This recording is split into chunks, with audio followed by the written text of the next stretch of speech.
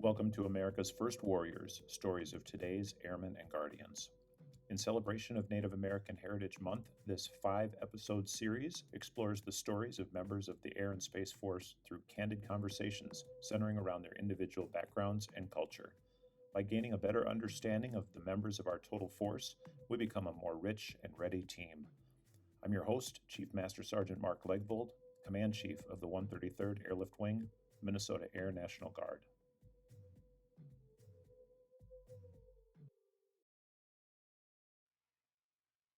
Welcome to America's First Warriors, Stories of Today's Airmen and Guardians. In this 5 part series, we've heard some fascinating stories from Native American men and women serving in the Air and Space Force. So far, we've heard from all military members. Today is a little different. Jaisen Brown is one of our valued civilian employees. He works at Buckley Space Force Base.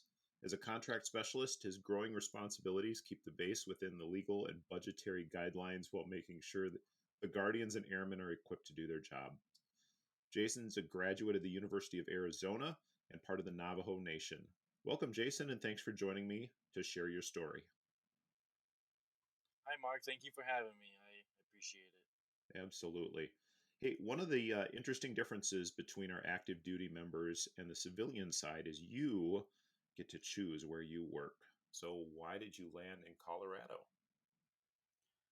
So I grew up in the mountains of Arizona. It actually snows there, and I was living in the desert for a while for college, and decided that I wanted to get back in the trees and the mountains, and I felt like Denver was great because you also had that city life as well. It is a nice place to live, and I'm sure you're enjoying the outdoors a lot. Going through our pre-interview, you said that's one of the things you really like the most about Colorado. But growing up in Arizona, you spent some time in Arizona State, uh, throwing the hammer. Why don't you tell us a little bit about that? Yes, so I graduated high school from Sholo High School, and decided I wanted to go to the University of Arizona and become a Wildcat. And I did a lot of sports in high school. Growing up in a small town, there's not a whole lot to do except for go outside pretty much. So I had offers to play football and wrestle or throw some shot put, but the University of Arizona is the place I wanted to go, and I did not receive any offers, so I decided to take it upon myself to go there and get a business major and walk on the track team, where I ultimately transitioned from becoming a shot putter and discus thrower to only becoming a hammer thrower. So, for guys like me that aren't really knowledgeable about track and field, what is that? I picture like Thor's hammer, and you throw that thing as hard as you can. Why is it called throwing Right. the hammer?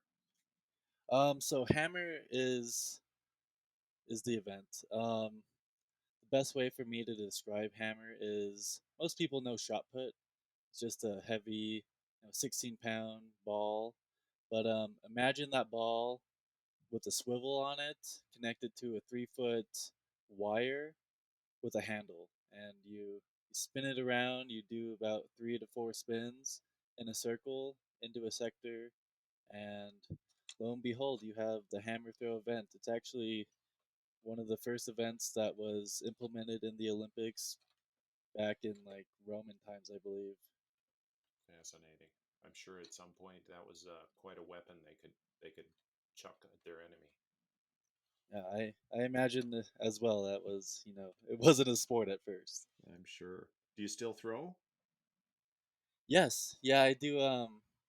Just on my own, I find some discus ring or something out of high school, and I just go out. I bought my own hammers. I still lift a lot, get training programs from my old coaches, and I plan on competing during the spring. Fantastic. So, Jaisen, you mentioned that you grew up in Sholo, Arizona, and that's right between two different reservations. That's right? Yes, sir. So, Sholo, Arizona is located in Navajo County in the northeast corner almost of Arizona. The Navajo reservation is joined with New Mexico and Arizona. It's actually the biggest and largest reservation in North America. and Sholo is kind of the border between the Navajo reservation and the Apache reservation. What was the culture like there? Did you There are two different cultures, two different peoples.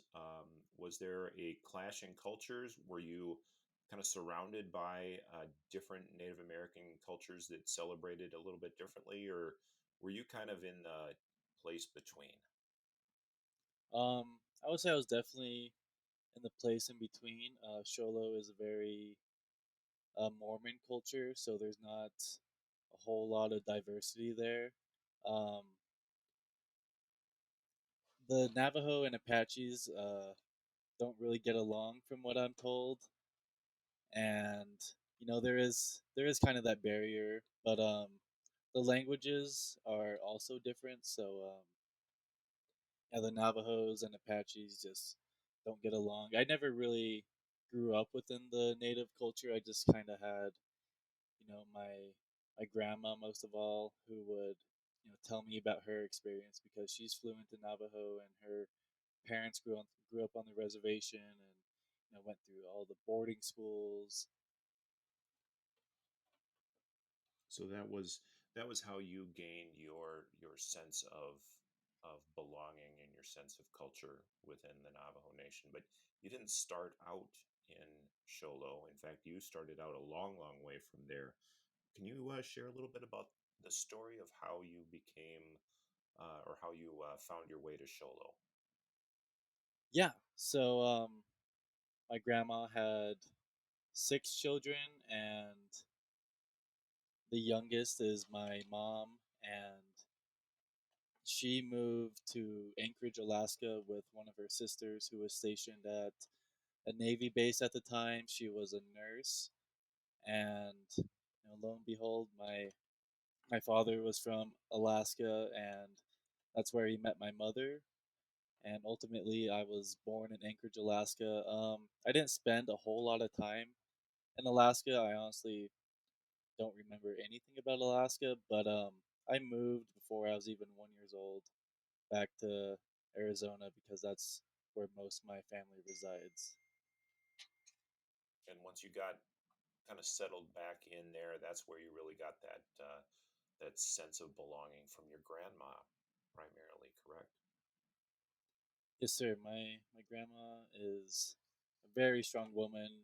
She was raised by an even stronger woman, and I hope we can dive into that because that's she's a huge inspiration for everything I do, and I want to be just like her. Well, in a sense. In a sense, of course. So, yeah, absolutely. I'm interested in hearing a little bit more about your grandma. 6 children.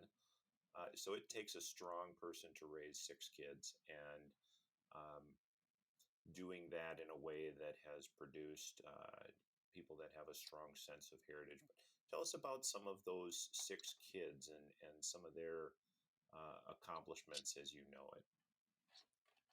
Great. So I am the second person in my family to go and get a degree from a college. My aunt, who is the second oldest, she went to college to become a nurse, and then she joined the military. Um, my grandma's oldest daughter took me in when I moved to Arizona when I was 1 years old. So, my aunt is ultimately my mom. But I still speak with my biological mother, and all of the siblings, they kind of had a rough upbringing in terms of just getting in trouble with the law or just making bad decisions ultimately. So yeah, I'm very thankful for my mom now and for her to be so wise and raise me to be who I'm supposed to be. You mentioned earlier also that grandma also had some kids that went off to um, they were part of the military and had military service. One civil engineer during Korean War, but then there were also some Marines during World War II. Is that right? Yes, yes. So my grandma, her name is Zena Taylor. Her mom had 8 children, and her mom grew up on the reservation at a very young age. So okay, let me get back a second. So my great grandma had 8 children. Her name is Lillian Taylor. Lillian was the youngest of all of her siblings, and her mother died from the Spanish flu when she was about 9 years old. Um, so she kind of ultimately had to take on the role of the woman of the household. Growing up on the reservation, they had a ranch where they had horses and sheep and would barter basically. Um, Her dad had to work, so he was never really around at the house. So at 9 years old, my great grandma had to, basically raise her 7 siblings and, you know, send them to school, make sure they're doing right, feeding them, cooking dinner, doing their laundry, weaving them blankets or clothes. So she was the woman of the house, and she never had the opportunity to go to school or learn English. So she was always at home, and she had lots of children herself. She had 8 children herself, and even some of her siblings grew up to, you know, join the armed services and become Navajo code talkers for the World War II in the Marines. And, I find that very fascinating. And that's kind of how I connect with my culture because I didn't grow up on the reservation. I never learned the language, or I get glimpses and pieces of the culture, but that's mainly just through stories that have been passed down to me through my heritage. It is it's a fascinating story, and knowing that the Marine Corps relied so heavily on our um, on the Navajo language, and how just not even years before that, that was something that was discouraged, illegal, unlawful, uh, carrying on that heritage and that culture. And now it's swung to something where everybody's individual culture is valued and cherished and wanted to be passed on. And Jason, I know you're a young man, having just graduated from college recently and joining our service as a civilian employee. But to hear you speak about the value that you have on your culture when generations ago it was so discouraged, it's inspiring. What are you what are you learning about your culture? What is important? You mentioned your grandma, you mentioned your great grandma, you mentioned your mother, all very strong women. And one of the things that I've learned through doing this series is how important the mother figure is in the family. What are you learning about your culture that eventually you will want to pass on? Um, so, first of all, what I mainly cherish out of my culture is being part of the Navajo tribe. There is an associated 4 clans within the tribe, and you're born into a clan. Um, your clan is your family, so someone in my clan could be my aunt or my uncle or my cousin. So it's kind of like they're automatically my family, and you can imagine my family's very huge, and there's many many people that I don't know. But I've ran into people, working for the university. I'm like, oh, this is my cousin now, and we end up being great friends. So the clan that I am a part of is called the Kia Ani clan. Um, I would try and spell it for you, but the Navajo language is very, very tough to just understand. It was so The easy to Kia, learn how to spell it. I looked it up on Google. nice, nice. It worked. Yeah, no. Eventually, I will learn the language. My grandma's sister, who I guess is my grandma as well, is she does the Rosetta Stone recordings for the Navajo language. Fascinating. Yeah, so a little bit about the Kiani tribe. It stands for Tower House People, and I've always been seen as the big guy in my family and in my community, so I I credit that to being part of the Tower House People. Do you consider yourself your own towering house Yes, then? 100%. Keep lifting those weights, I'm sure. Oh yes, sir. Absolutely. Always. So you've kind of gone into the Kiani um, clan of the Navajo Nation. What sets them apart? And having looked a little bit, it's more than just geographical location. What really sets them apart? Yeah, definitely geographical location. Um, Honestly, I don't know a whole lot. Like, I I I would like to say I'm cultured, but I know I'm not with my own culture, and that's tough for me and something I've learned throughout my life. You right now, it seems like you could probably tell me something that I don't know about my own clan. The greatest thing about doing this and listening to the stories that people have been telling me, Jaisen, is I've gotten the opportunity to go look, learn, and appreciate the different cultures and heritage, and even learning why we celebrate Native American Heritage Month. It's inspired me to learn and grow, and I'm hoping that even just hearing you talk about the passion you have for your people and your culture. It's just this constant sense of learning and growing. You really have this strong sense of family and togetherness. And you mentioned you run into somebody from your clan, and suddenly they are your cousin. Is that is that kind of traditionally the way that it works, where you have many aunties and uncles and cousins, or are some communities a little bit more selective, as you know? From what I've heard, I believe that many tribes follow this kind of family culture. You can imagine thousands or hundreds of years ago that these were the only people that they had contact with. So to still practice that tradition today, I find that very interesting. Indeed. So growing up in Sholo, um, and we mentioned it's kind of this place in between, and primarily the culture in the town was influenced the most by the Mormon people.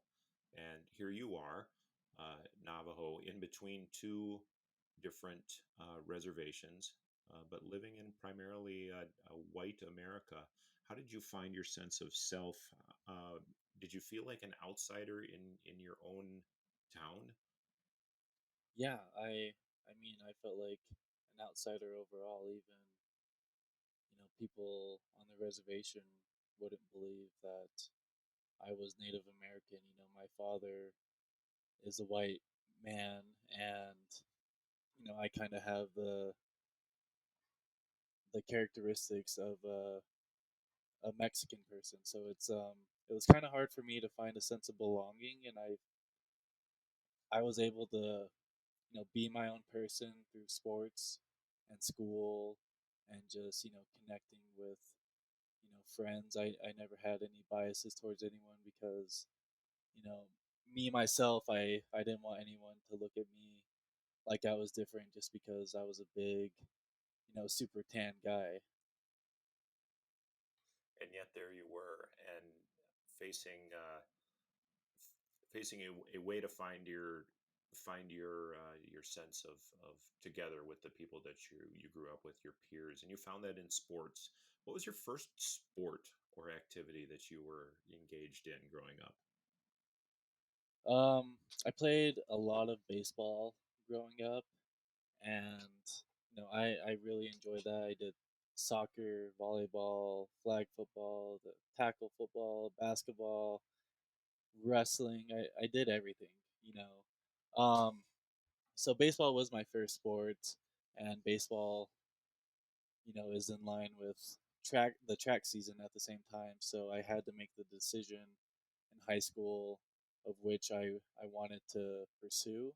And, unfortunately, I really enjoyed baseball, but that I feel like the Mormon culture was really uh, prized with baseball. All the parents were very involved with this, and it was very clicky to where I really felt like I was an outsider at the time. To where I wanted to pick an individual sport to where I didn't have to rely on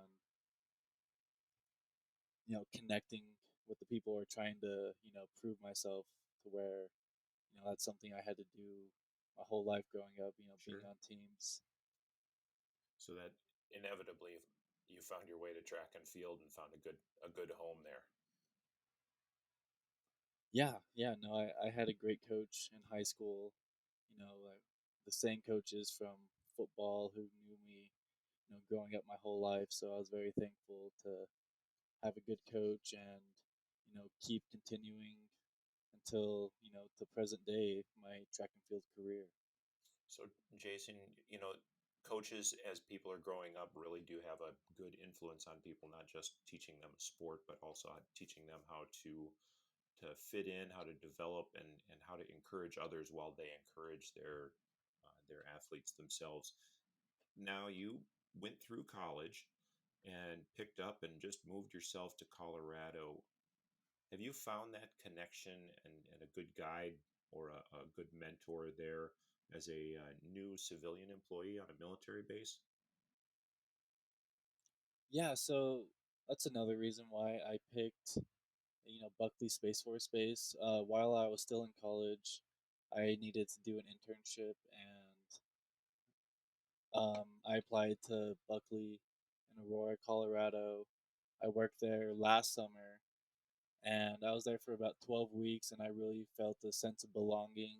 I love all my coworkers. I think it's great that we work with active duty military personnel. I have tons of friends, and I'm meeting new people all the time because they're always rotating, and that's something that really drew me to the career field. And what's better than being in Colorado?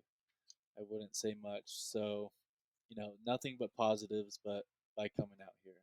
Yeah, and being a guy sitting in Minnesota just dreading the winter that's coming, I'm kind of with you on that. But you know, we all live where we live. But so good to hear that you have found a good place where you fit in.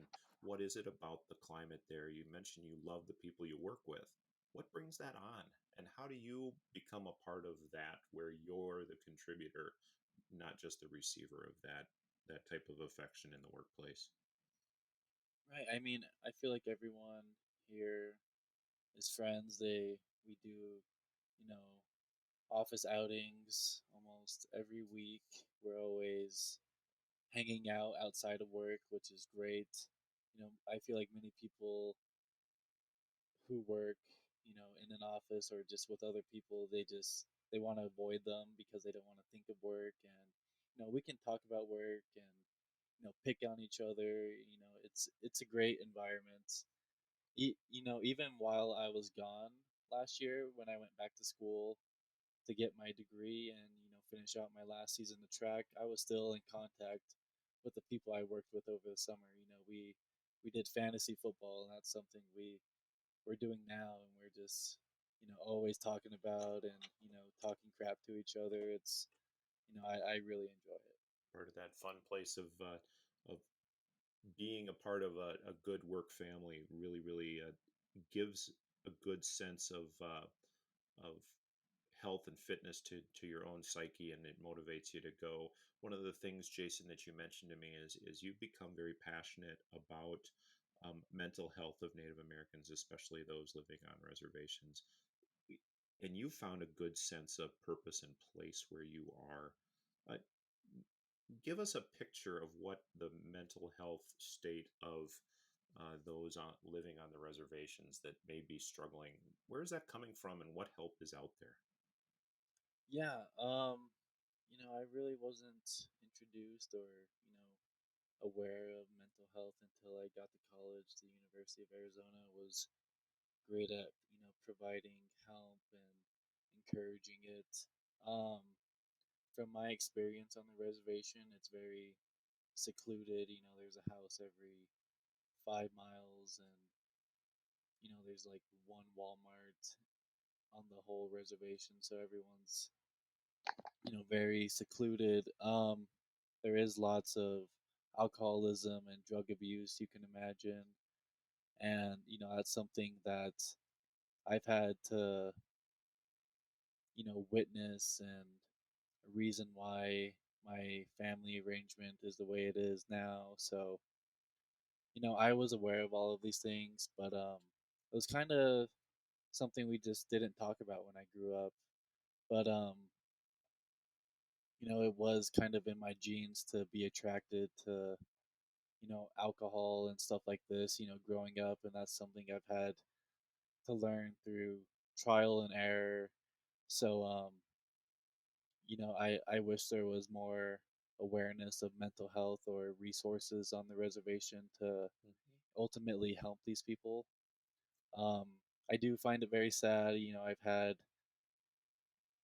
family members, die from, just alcohol in general. So, that's very hard. And, when you go out and you have other friends who that you've met in college, fall victim to these same things, it's tough, man. So, it's not just a Native American problem. It's just a mental health and world problem, I'd say. Yeah, I'd agree with you on that. Jason, how would you define resiliency?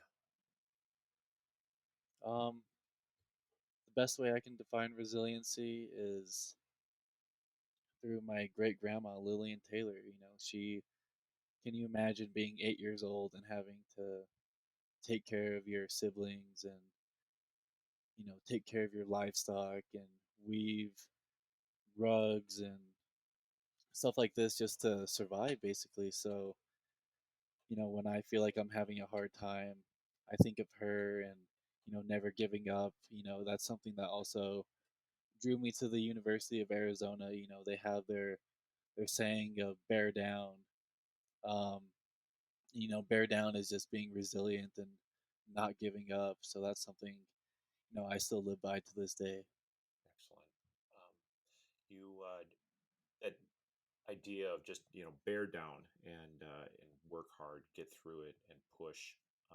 You talked to me about your mom and your dad, and both of them successful business owners. And then you go to the University of Arizona, major in business. Is that where that inspiration comes from? And are they still running a successful business?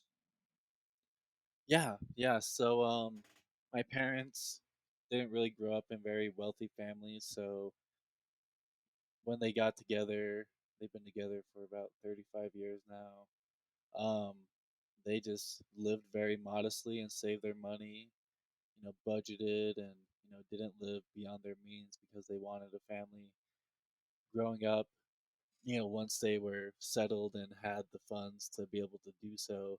I did grow up around the business aspect. Both my parents were store managers for the longest time. My mom cut hair, going on 25 years now. My dad was the store manager of a Kmart for 25 years before he retired, and now they have their own franchise and are doing very well. And originally, I did want to do engineering, but I didn't find that as interesting as having my own business one day.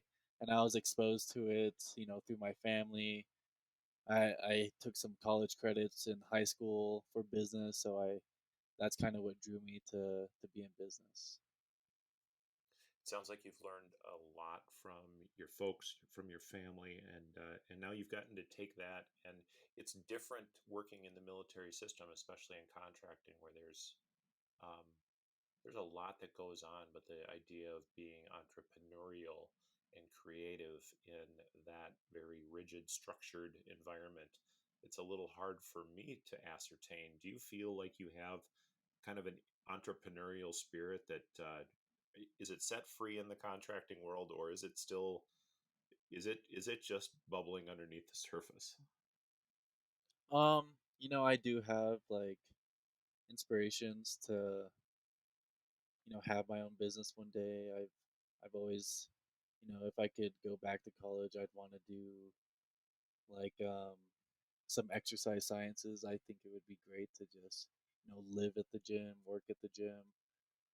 I had lots of coaches and strength and conditioning coaches who I look up to every day and ask them questions all the time.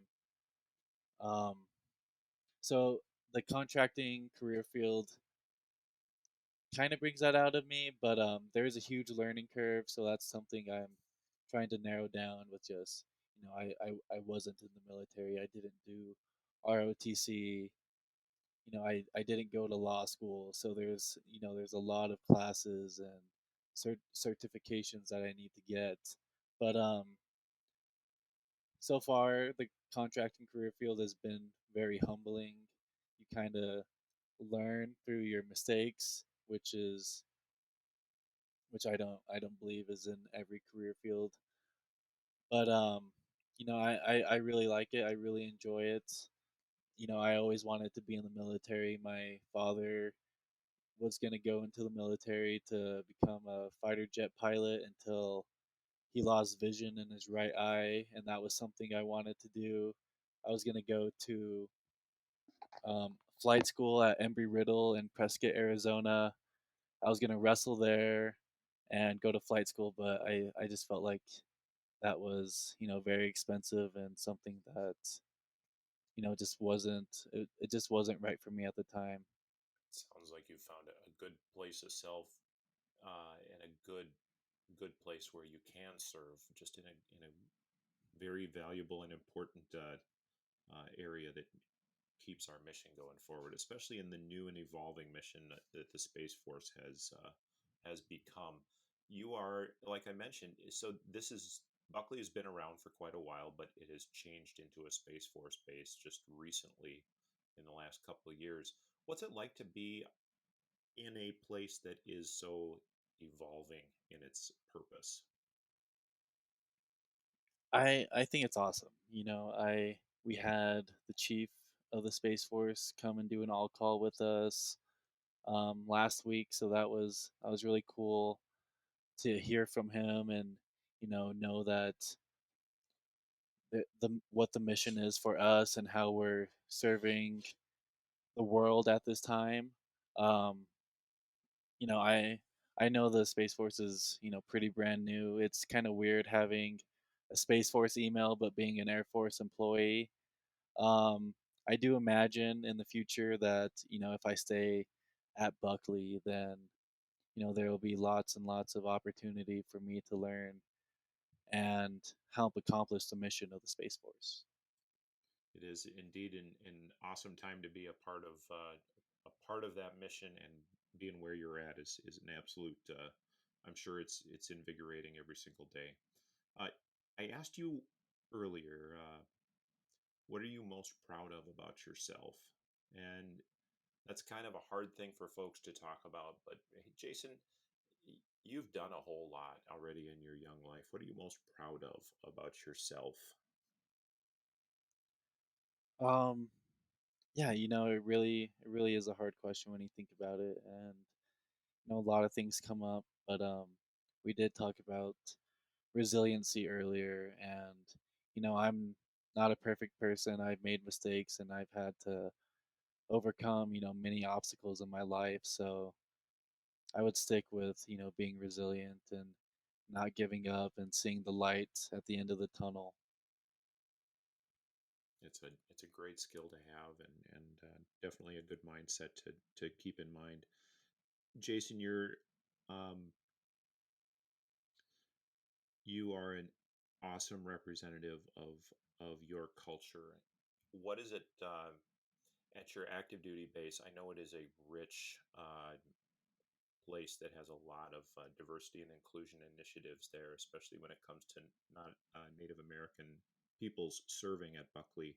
How are you feeling supported there at Buckley within the Native American community? I really enjoy it. My my boss, Mr. Baroness, he is the one who actually, forwarded me the email saying that, you guys were looking for participants. I've talked to him about, just being of native lineage, and, he remembered that. And, people tell me Happy Indigenous Peoples Day. It's really evolved from when I was growing up. It was a Columbus Day. There's no Indigenous Peoples Day. When I went to the University of Arizona, that's kind of when Indigenous people and mental health and Black History Month, all of these things were actually coming to light and being celebrated. So that's really when I started feeling included, and just for that to continue on outside of my college career, it's a great thing. So being included and having that sense of self among the larger group, how does that contribute directly to us being successful as a military? Yeah, I think that's a great question. So when I look at the military, when I'm introduced to the people in the military, I notice there's tons of diversity.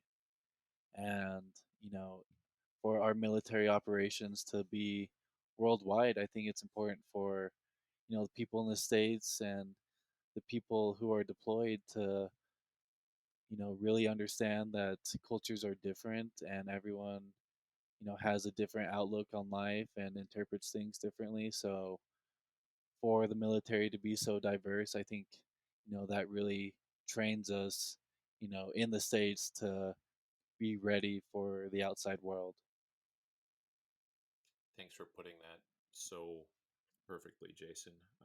That is just a great way of rounding this out. Jaisen Brown, a part of the Navajo Nation. I'm going to try it. Um, Kianani. Did I get it right? Kia Ani. Kia Ani. Thanks. I Yeah. finally get it right here at the end. Um, as one of America's first warriors in America's newest branch of the armed forces, thanks for joining me today on America's First Warriors. Great. Thank you so much for having me, Mark, and thank you guys for listening. I appreciate it. Absolutely. And also, again, thanks for your service to our country and the perspective you bring. On behalf of the Indigenous Nations Equality Team, I want to thank you and hope you've really enjoyed the series learning about airmen and guardians of Native American descent that we have the privilege of serving with. It's been my honor to help share these stories. For INET, I'm Chief Master Sergeant Mark Legvold of the Minnesota Air National Guard's 133rd Airlift Wing.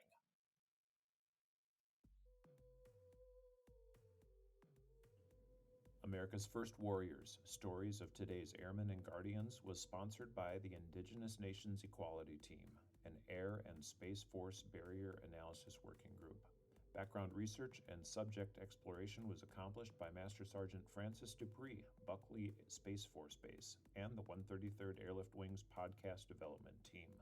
Special thanks to Master Sergeant Lacey Roberts for her technical and cultural guidance, and to Ms. Amy Lovegren of the 133rd Airlift Wing's Public Affairs team for her production expertise. Again, I've been your host, Chief Master Sergeant Mark Legvold.